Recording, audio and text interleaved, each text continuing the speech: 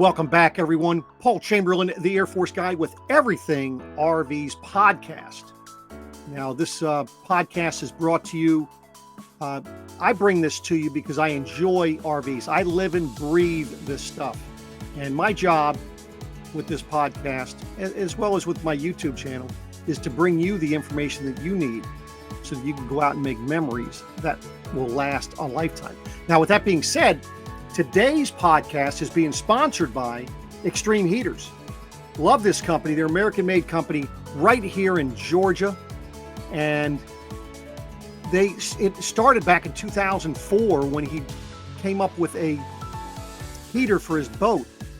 And over the last few years, he has expanded this to the RV world. And that's helping RVers that want to go ahead and extend their camping season into the winter, and maybe even up in north. This is giving you that ability so you don't have your pipes freezing. Also keep your floor a little bit warmer, the whole 9 yards, if you go ahead and skirt it and put this underneath. So check them out. Their link is down below, and they also have a special discount code good until January 31st. What a perfect Christmas gift here for your fellow RVers out there. But without further ado, let's get on to Everything RVs podcast. And today I'm excited because, I get a lot of customers that ask me, Paul, listen, I'm planning a trip.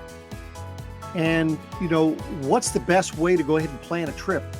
And, to me, I really had no idea. To me, when I planned a trip, I just looked at where I was going and just went. But, if you're going to be going cross country, all these different things. Today, I have the perfect guest for that from RV Life. And without further ado, let me bring on Patrick here from RV Life. And Patrick, why don't you give our listeners a little bit of background on you, and then we can go into how we can simplify their life when they're planning RV trips. I'll do that. Thanks for having me. It's good to be here. And so a little bit of my background was I was an IT professional for 25 years or so, and got into RVing about 10 years ago.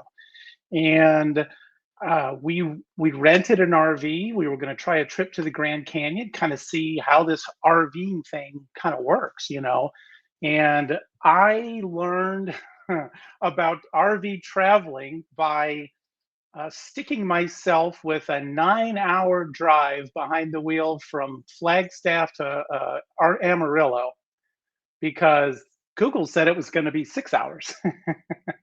And the culmination of that trip really got me thinking, look, there's got to be a better way, right? There's got to be other ways to plan this and figure this stuff out. And so I started some research, and lo and behold, through some digging, and particularly at a particular forum that everybody goes to, which is irv2.com, I found RV Life. Well, that's awesome. Now, so you don't own RV Life. You're just working for them. Is that right? I just work for them. That's right. I back when I started almost 6 years ago, 5.5 years ago or so, there were just 13 people in the company, most of them scattered around the country. But here in the DFW area where I live, was the owner and a couple of folks. The company's owned and operated by Andy Rabinowitz. He founded Air Forums and Air Classifieds a couple of decades ago, and has been entrenched in the RV industry on the digital media side for a very long time. We connected through some posts on irv2.com. Turned out we lived in the same area. And with about a year's worth of coercing, I finally agreed to leave my job and come work for him. And it's been a great ride for sure. Well, that's great. Now, so, I had an experience once. I was delivering a motorhome from Maryland up to Boston, and I just put it on my Waze on my phone, right? And I'm just driving, have my wife follow me, and here I'm taking this turn, and it says no commercial vehicles. I said, okay, I'm not a commercial vehicle. Yeah. I come around the corner, and now it's 2 lanes, and I look up ahead that says bridge ahead 11 feet. Yeah. So luckily for me, it was a bridge that was rounded, so I knew that the middle wasn't 11 feet. and Yeah. I I'm sure that the drivers that were in the fast lane weren't too happy that I took up both lanes to get under the bridge. So Yeah, look, needless to say, the Northeast comprises a nice chunk of our customers, because between those old infrastructure back from, the 100 years ago, 200 years ago, whatever, and then the parkways and things where RVers are not allowed. There's you can't just map it out and hope for the best, right? right, I learned that. Yeah, yeah. So just, I guess, to build on what I said earlier. So in my discovery of trying to find a way to travel correctly, right? I discovered a product back then that was called RV Trip Wizard. Now it's part of RV Life Pro. It's kind of all lumped in with our offering. I always akin it to Microsoft Office, right? You have a Word and Excel or PowerPoint and all that. Sure. It's the same thing with RV Life Pro. We've got RV Trip Wizard, we've got the mobile app, we've got some other tools and offerings. But I learned a great deal about trip planning and the realities of it.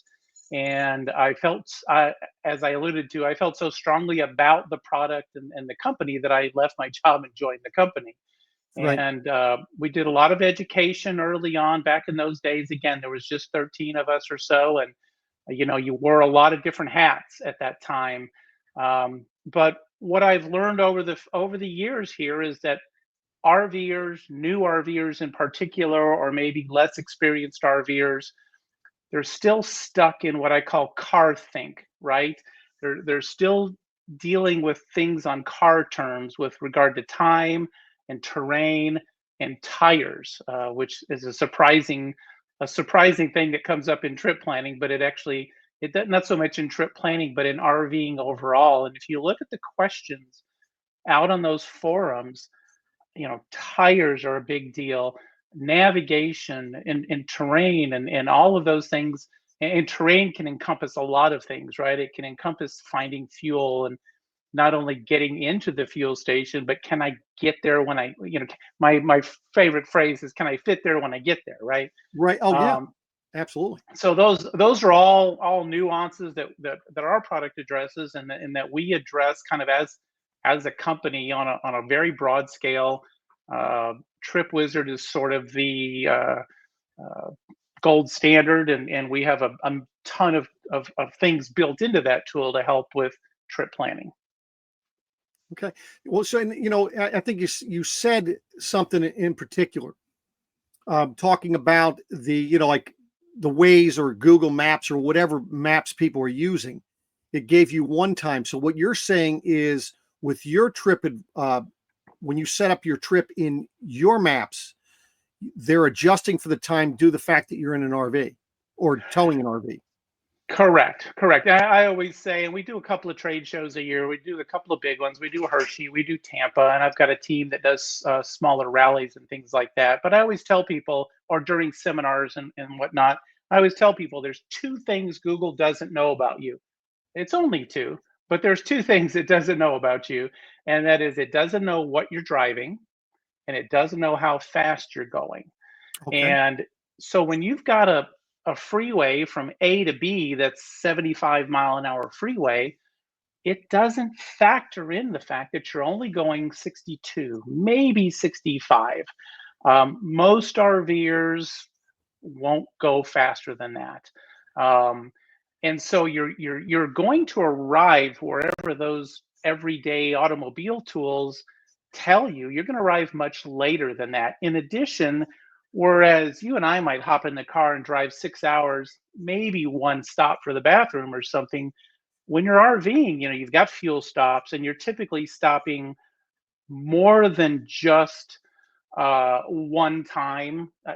Probably RVers, since RVers travel with pets, very often you're stopping once or twice for those. You're stopping for fuel far more frequently, and so what Google says is a 6 hour trip is really ends up being 8 hours, between stops and traveling slower than anticipated. So within our mapping tool, we actually have a place where you can specify an average speed. And I've learned, we always recommend everybody start out with 55. That doesn't mean you're going 55 on the freeway. It means through the course of the day, your average speed, right, is 55. And I tell people, like, if you got kids and pets, knock it down to 50. If you don't have kids or pets, you could bump it to 60. And then you just find your happy spot. I've learned I kept arriving, we changed our way of travel a little bit. And I kept arriving at campgrounds like an hour before check-in. I'm like, what am I doing wrong? And I realized I still had my average speed down to where it was when I was stopping 3 times in a trip. And now we're not stopping, or maybe stopping once. So I bumped it up to 58. But we give you that granularity to set a real overall driving speed. And then the neatest part about it is when you set that, and then you also you also tell our program how far you want to drive or how long you want to drive, right? We've all heard the 330 rule or the 300 rule, the 230 rule. Kind of everybody has their thing about how many miles or hours or time of day you want to get there. So whether you choose hours or whether you choose miles, you tell us how long you're willing to drive. For me, it's always about hours, right? I never want to be on the road more than 6 hours. If I'm lazy daying it a little bit, I may be putting 4 hours in or 5 hours, whatever it is I want. Some people are like, oh, I gotta have 300 miles or I gotta have 200 miles. Doesn't matter. Whatever you choose, right? Then we're going to make a calculation based on the speed you said you anticipate traveling and the distance you want to go. And we're going to create this radius. We've got a round, kind of a circle, looks like a target, which is our as the crow flies radius, but it's not realistic. It might be realistic from here to Albuquerque, right? It's a straight shot. But in other parts of the country, you got twists and turns and whatnot. So we've got an advanced radius that is dead money. So if I set it for 4 hours and I say I'm leaving Fort Worth, Texas, I know on every single road that leads out of Fort Worth where 4 hours at my preferred speed of 58 miles an hour is going to be. So wherever that radius and my route intersect, guess what? That's where I need a campground. And so now within the map, we're showing you all available campgrounds. And to tuck back a little bit on that topic, I talked about Andy starting some sites 20 years ago or so. One of those sites that we have is called RV Life Campgrounds. If you've been doing this a while, you'll remember a site called Campground Reviews. We just renamed it. And previous to that, it was even called RV Park Reviews. And that was kind of an ironic thing as a new generation of our RVers came in, they were saying, well, I don't have an RV. I've got a camper. I've got a travel trailer, right? So they weren't making the connection. They said, oh, I don't need a park. I need a campground. Right. So we're like, okay. So we renamed that site, but it's got 20 years of data. It has all campgrounds, regardless of their affiliation, their brand, their location. I tell people if it's not there, it's either because they just opened and didn't tell anybody they opened, or they may have had a rename and maybe it hasn't caught up to us yet or something. But every campground is there: city park, state park, national park, local park, brands, Thousand Trails, you name it, it's there. And so we're sort of neutral. We're sort of the Yelp of campgrounds, right? And so when you show me that, hey, my route's going to intersect in Amarillo, Texas, I'll show you every campground that's in that spot. Oh, that's a game changer in itself, right there, right? It absolutely is. And so you've told. So now you're seeing, and then obviously within that realm, and we'll just finish that thought. Within that realm, you have all bunch of filters and things you can turn on and off, whether it's the price or the rating or the amenities or the hookups. I mean, the list is almost too much granularity, but the reality is you can granularity that thing down. So you pick the campground you want. Like maybe let's say there's 30 campgrounds there and you narrow it down to 12 after you use your filtering. Well, now we're going to let you click on those and you're going to see pictures, you're going to see reviews, you're going to see ratings, you're going to see tips, you're going to see all that data that's back on RV Life Campgrounds. We funneled it up into TripWizard, so you never have to leave the tool to learn and find the campground you want. And for some of those campgrounds that are what we call featured campgrounds, they've paid a few bucks to be able to book right from there. You can click on book now. Otherwise, we got a link to their website. We've got their phone number, whatever your choice, preferred choice of communication is. And so if I pick my favorite campground in an Amarillo area, which is usually Oasis, it's windy as heck, but it's very easy in and out from my big rig. I've now picked a campground I want based on my criteria. I've driven the distance I want, the speed I want, and the route I want. And if we talk about the routing real quick, we're going to pick the fastest, most obvious route that's RV safe for you based on criteria you've given us. RV height, weight, length, and your propane status, right? We talked about the Northeast. Some of those tunnels don't let you have propane, or they don't have it turned on, or even if it's turned off, they won't let you. There's a variety of tunnels. You can specify that in your criteria. And in fact, we've got most RVs listed. So you just pick the RV, and it's going to give you an RV safe route based on that height and the weight and the length and all of those things.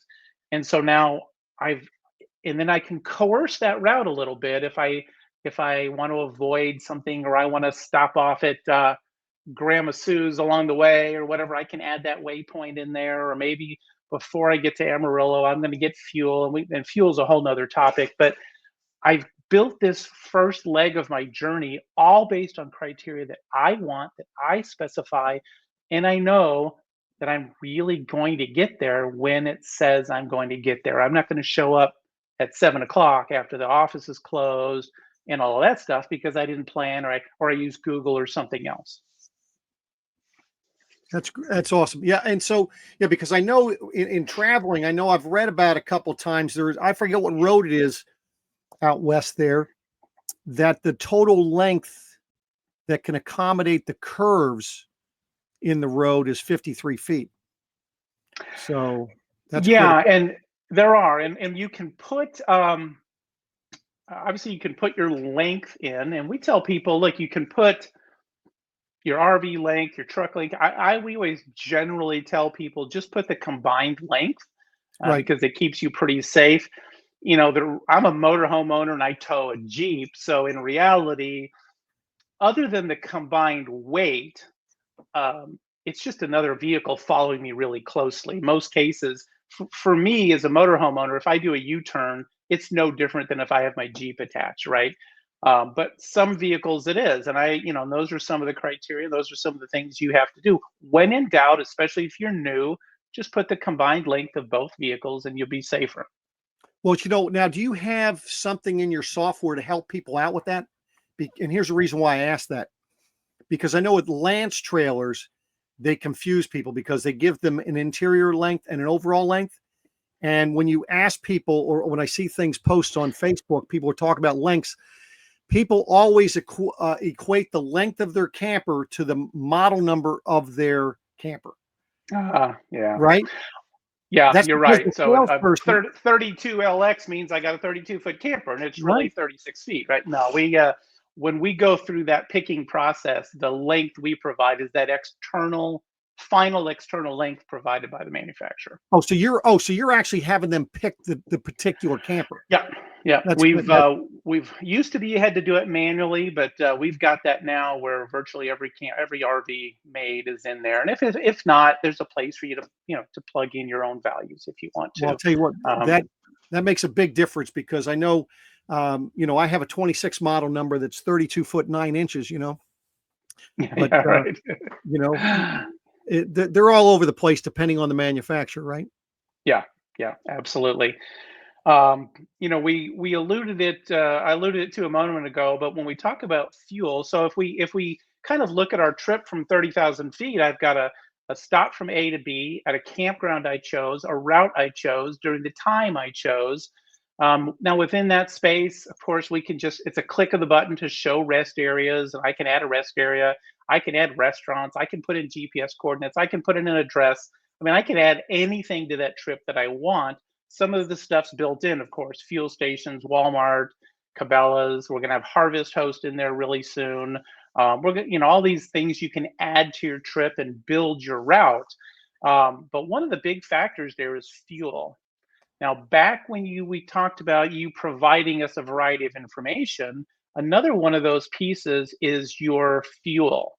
And so we're going to let you tell us what your fuel capacity is, and then as well as how many gallons you want to keep in reserve, right? So if you're pulling an RV, most folks will keep 3, 4, 5 gallons, maybe, whatever, as a little bit of reserve, just they don't want to get to zero. If you're a motorhome owner that has an onboard Jenny, of course, you know you're going to leave a quarter of a tank, and then you're going to put in your miles per gallon. And most of the time it's 8, but of course for now with Sprinter vans and the whole just better fuel mileage, it can run anywhere from that 6 or 7 miles to the gallon for a 45 footer pulling a truck or a boat or something, up to 20 miles or more to the gallon if you've got a little B van or something. Doesn't matter to us. You put in your miles per gallon.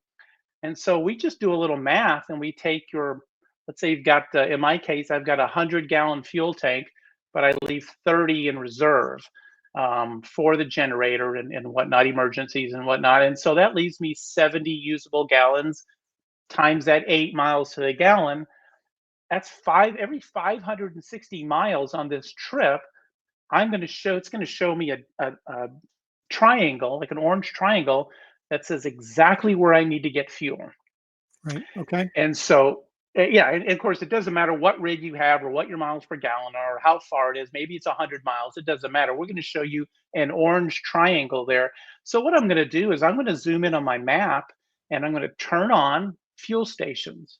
And I'm going to look for fuel stations that I prefer right around as close to that warning as I can. And I'm going to add that fuel station to my trip. And then I'm going to click in there and do a little virtual top off. And so I'm basically saying at this exact spot, whether it's 5 miles before, after, right on, wherever my warning is, I'm going to fill my tank. And of course, it knows how much it's used, so it knows how much is going in. So it then recalculates every fuel stop after that. So as you're building out this trip, you can know in advance where you're going to get fuel, which is really important. We've used the phrase RVers, newer RVers, or maybe again inexperienced RVers, enjoy their journey a half a tank at a time. For that, from full to 1/2, it's a glorious drive through beautiful scenery. The minute these folks get to half a tank, it doesn't matter what they're driving through. They don't even care. Where can I find fuel? Where am I going to go? And it's this little exercise of pulling off, finding a station. Can we fit there? Can we get in there? Nope. Get back on the freeway or get back on the road, and we'll try again later. The diesel folks have a little bit easier time because they know any truck stop they can go through the diesel lane. But Right. smaller vehicles or folks that might be a little bit more intimidated by that, or folks, obviously they're gasoline, they don't enjoy that part until they've topped off that fuel again. And all of that is completely unnecessary. If you'll use a tool like RV Trip Wizard and you plan your fuel stops, you'll go in, you can zoom into satellite view, get a nice lay of the land, see what the egress and how things look. Go down to street view, you can actually see the awnings and see the placement of the pumps, and you can get a gauge how tall they are. Sometimes you can even read the lettering, and you can look at it and go, nope, I can't go. We're not going to fit in that one. Let's pick a different station. And when you find one you're comfortable with, then we go back to, like we said, we add it to the trip, we hit the virtual top off button, and now it recalculates the entire route. And now you know where your next fuel stop is. My general MO is to tell people, plan and confirm all your campgrounds first, because that's sort of a non-negotiable. Then do your rest stops or usually I'll tell them do fuel next, right? Because that's the next non-negotiable. And you don't want to do that before you've got your campground solidified, in case you have to run 10 miles up and down a particular direction to get to the campground. But once you've got your fuel stops in, those are sort of the two firm stops you have to make. Now you can trickle in rest stops, Walmarts, lunch, scenic overlooks, whatever it is you want to do, interspersed in those other places. Obviously, folks with fifth wheels and travel trailers, they can always fuel up at the campground, or while if they're staying somewhere for a few days, they might do some running around and fill up at the campground. But that shouldn't negate planning ahead. Sure. And I even tell folks, look, if you happen to be running around while you're at a stay and an opportunity to fill up comes up, go for it, right? Sure. Just when you hit the road again, just go ahead and stop at your planned stop and top off. Maybe it's 5 gallons, maybe it's 10, but it puts you back on track to something you've already planned and carefully vetted. And then when it comes to that vetting, we've talked about satellite view, street view. We've got an elevation chart, a grade chart. So when I see this stretch that says, oh, that's a 7, 8, 9, 10% grade, I can go inspect it and see, oh, well, yeah, that's a 7% grade in Colorado. Oh my God, or Utah or whatever. Well, it's I-70. It's not a big problem, right? Right. But when you're going on roads and places you've never been, you can't just drive a 40-foot living room down the road and hope it all works out. You Hmm. got to plan ahead, Now, question for you. So, I was showing here your trip planner right? here on RV Life. Is there a charge for this? Yes, RV Life Pro, which is the trip planner, the mobile navigation, which is through your phone. It's both Apple and Android, and it's CarPlay and Android Auto compatible. Cost $65 a year. Okay. So for essentially for the price of one night's good night's camping, you've got those tools available at your disposal for the entire year. It's very, very reasonable, and it's just indispensable. And we'd love to say we're the only product you ever need, and maybe that's true, but we're RVers. We know the truth. We're going to use a lot of tools. Sure. And for $65 to be sure for an entire year that every trip I have can be vetted carefully, you can't pass that up. And Right. most your popular YouTubers will have a 25% discount that first year. You can knock that down a little bit, and then from then on, the nice part is you're locked in at whatever price you sign up for, even if and when that price goes up down the road. Yeah. So I could see, you have RV trip planning, RV safe routing, campgrounds and places. Learn about RV Life Masterclass. What is RV Life Masterclass?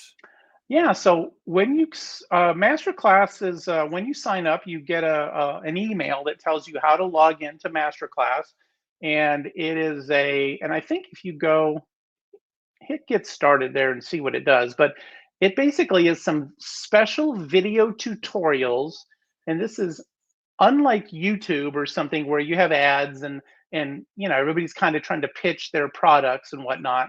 Um, Masterclass is something we give you, like I think it's 6 or 8 basic courses about RVing, and it might be uh, learning how to run a business on the road, and just a variety of educational resources that we have sort of curated for our members.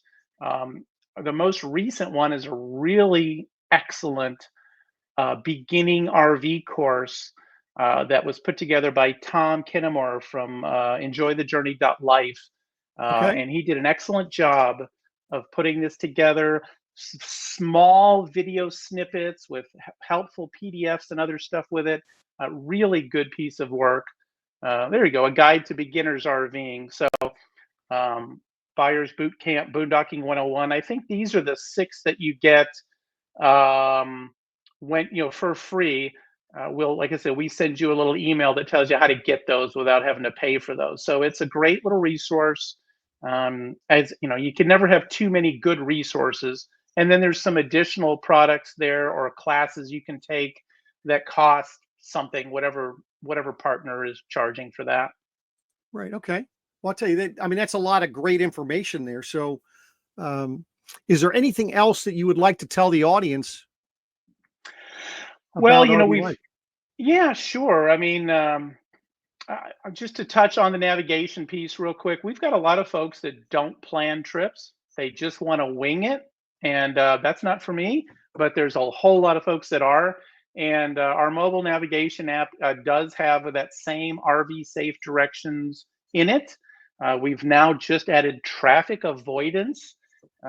So there's a little bit of a warning if there's a delay. So that is a really big deal. You know, with when you're dealing with RV safe routing, you can't just say, "Hey, there's a traffic jam. Let me route you around the corner behind this school over here," right?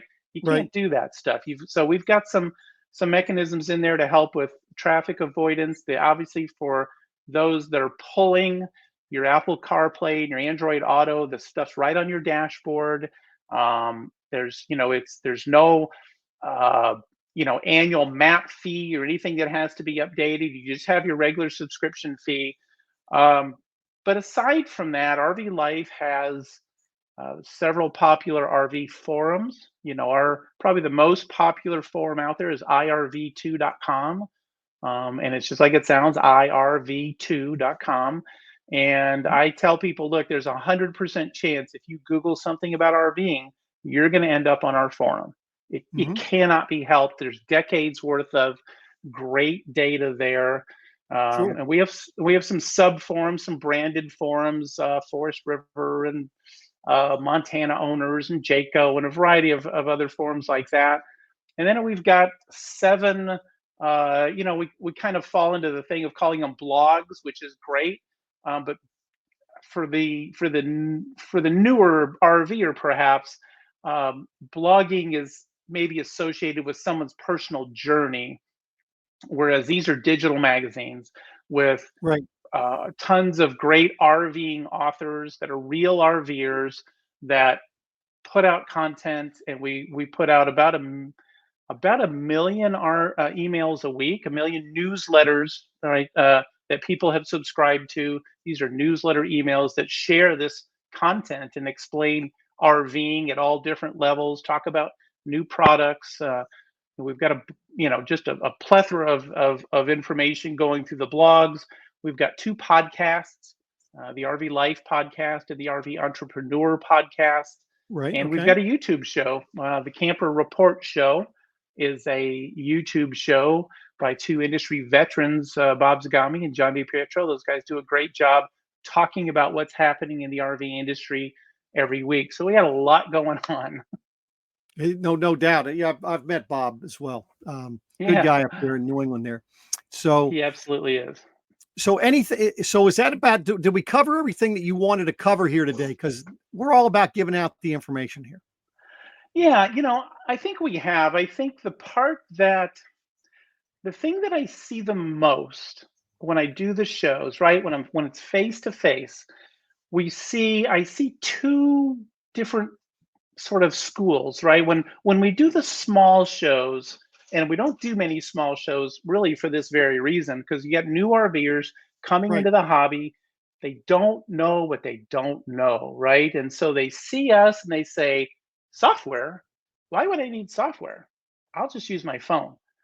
And then we see them a year later at a bigger show or a rally, and they're like, "Oh my God, I wish I would have found you earlier," because they've gone through the headache and the pain of getting down a dead end road, or pulling over when a bridge was too short, or any number of things, right, that they could have avoided. Going up a gigantic hill they didn't know was a steep hill.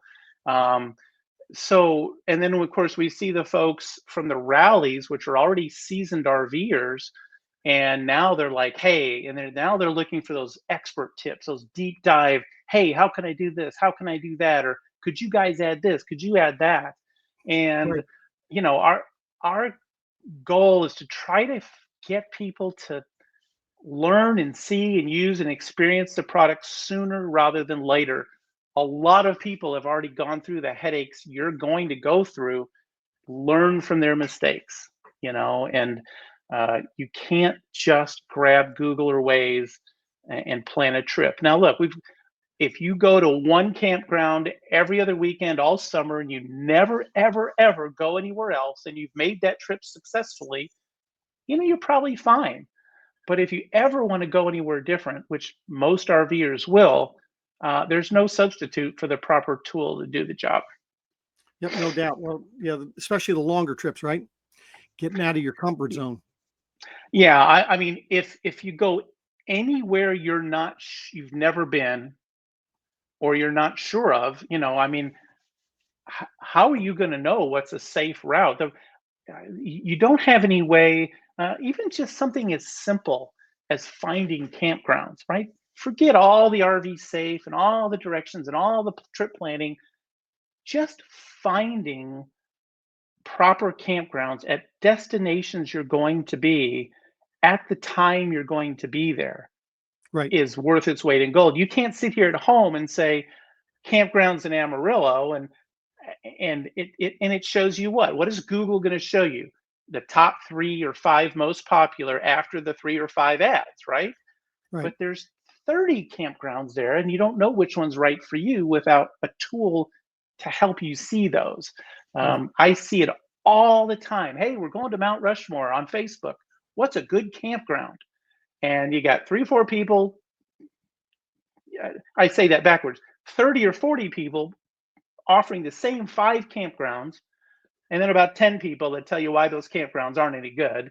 But Right. there's like 60 campgrounds within a 20-mile radius of that area, and you don't know about any of them because you're not looking in the right place.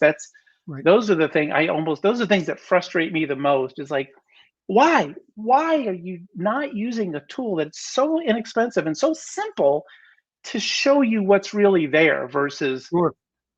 yeah. Absolutely. Well, listen, I do appreciate you taking time out of your busy day to come on here and give us the information, because I tell you, this will definitely make life a lot easier for those people that are looking to do, some extensive travel, especially. Yeah, and don't take my word for it. Don't spend money you don't want to spend. Go to YouTube, find the RV Life YouTube channel. Try to find the official one, and watch some of the videos. Watch some of the product training videos that we've got out there. There's a great little video. It's a little bit older, maybe 2 years old now, but it's called uh, "Creating Your First Trip" with RV Trip Wizard, something like that. It's 12 minutes, and I tell people, watch that video. If that video makes you go, oh wow, right? Go buy the product. You get a 7-day trial. You can't hurt to give it a shot. But if you watch that video and go, oh no, no, no, that's way over my head, it's too complicated, then maybe don't do it right away. Take your time, watch some videos. Sometimes people don't discover what they need until they experience the various pain points themselves. So even if you're not willing now, keep your mind open to, all right, I've traveled 6 months and I've learned the pain points. I'm willing to give it a shot. I'll tell you what, Don't rule hey, anything out. no doubt. Well, I'll tell you what I'll do is I'll link that link for the video down below, this on the That'd be streaming great. services as well as on YouTube. So just check Super below the duper. video. Absolutely. All right. Hey, well, listen, Patrick, I want to thank you for taking time out of your day and coming on here and sharing this great information. We really appreciate it. Well, thank you. Appreciate the opportunity. And if you ever need anything, just holler. Absolutely. Take care. Great. Thank you.